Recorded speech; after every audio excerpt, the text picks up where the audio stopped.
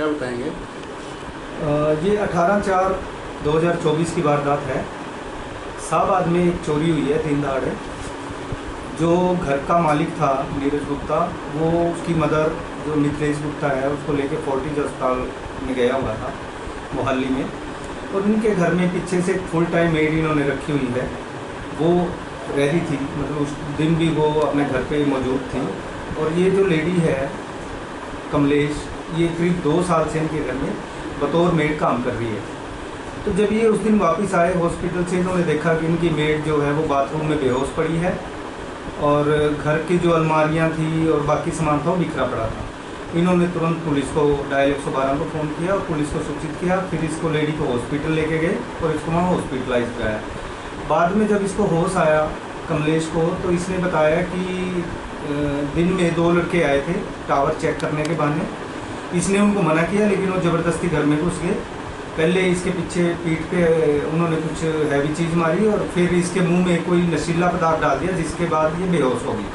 और उसे नहीं पता कि क्या हुआ, क्योंकि जब सामान बिखरा देखा तो उन्होंने सामान देखा कि यहाँ घर में चोरी हुई है।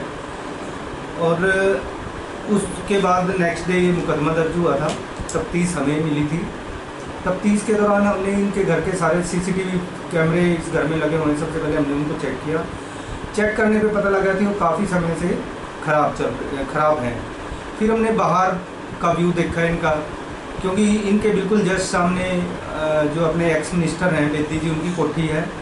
आसपास के घरों के CCTV कैमरे हमने चेक किए और फिर एक कैमरे का व्यू हमें मिला जिसमें इनका आधा गेट दिखाई दे रहा था। और उस गेट में से जैसे काम वाली, दूध वाला, सब्जी वाला, वो कुछ लोग आते दिखाई दिए। लेकिन वो जो इसने बताया कि 2 लड़कों ने वारदात करी है, वो लड़के कहीं भी दिखाई नहीं दिए। फिर हमने इसको सख्ताई से पूछताछ की। फिर इसने बताया कि इसका मोबाइल जो था वो भी वो साथ लेके गए हैं। जो वो लेडी है मिथिलेश गुप्ता, वो काफ़ी बीमार है, चलने फिरने में असमर्थ है और वो इस पर बहुत ज़्यादा विश्वास करती है। जब हम इससे सख्ती से पूछताछ कर रहे थे तो उसने बल्कि हमें मना किया कि नहीं, हमें इस पर कोई शक नहीं है, ये काम कर ही नहीं सकती। फिर नीरज गुप्ता को कह के या पड़ोसियों को, उनको 1-2 को समझा के हम इसको पूछताछ के लिए यहाँ लेके आए। और जब इसको सख्ताई से हमने पूछताछ करी तो इसने बता दिया कि चोरी इसी ने की है और वो जो बेहोश वाला था वो सब ड्रामा था जो इसने रचा था।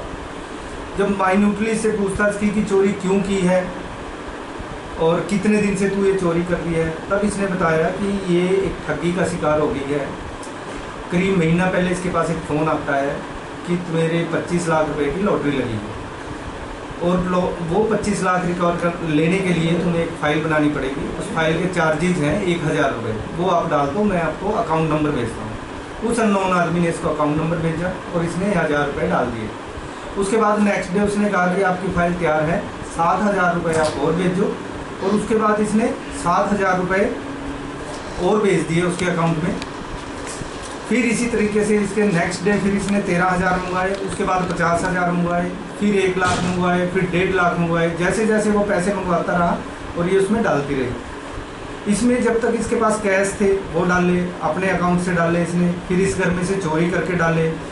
फिर इसने जेवर चोरी करने शुरू कर दिए। सबसे पहले इसने सोने की चैन और लॉकेट चोरी किया और वो मुथूट फाइनेंस है वहीं शाहबाद में, उसके पास रख दिया और 1.5 लाख रुपये वहाँ से ले आए और 1.5 लाख रुपये उस अकाउंट में डाल दिए। फिर 2-3 दिन बाद जैसे वो डिमांड और करता रहा वो भी, फिर इसने एक सोने का कंगन चोरी किया, 1,48,000 रुपये वहीं मुथूट में रखा और वो पैसे उस अकाउंट में डाल दिए। फिर 3-4 दिन बाद इसने एक टॉपस सोने के चोरी किए, 48,000 रुपये मुथूट से लेके आई और वो उस अकाउंट में डाल दिए। फिर 4-5 दिन बाद इसने दूसरा कंगन चोरी किया, 1,48,000 रुपये में वहीं मुथूट पे रखा और वो पैसे उस अकाउंट में डाल दिए। तो थोड़े थोड़े करके इसने 7.5 लाख रुपये के करीब उस अननोन आदमी जो भी अकाउंट को देता, हर बार नया अकाउंट देता था और उसमें डाल देती थी। और इस तरह थोड़े थोड़े करके पहले इसने घर के जितने भी इनके कैश अमाउंट था वो चोरी किया, फिर ये जितना सोना इसके हाथ लगा वो इसने चोरी किया। अब जो ये लेडी है वो इस पर विश्वास करती थी, सब इसके हाथ में था, इसके सामने लेना देना चलता था, गोल्ड कहाँ रखा है, जेवर कहाँ रखा है, सब इसको पता था। और जब क्योंकि थोड़ा थोड़ा करके काफ़ी चोरी कर चुकी थी, अब एक ना एक दिन इसको डर था कि ये अब मेरी पोल खुलेगी।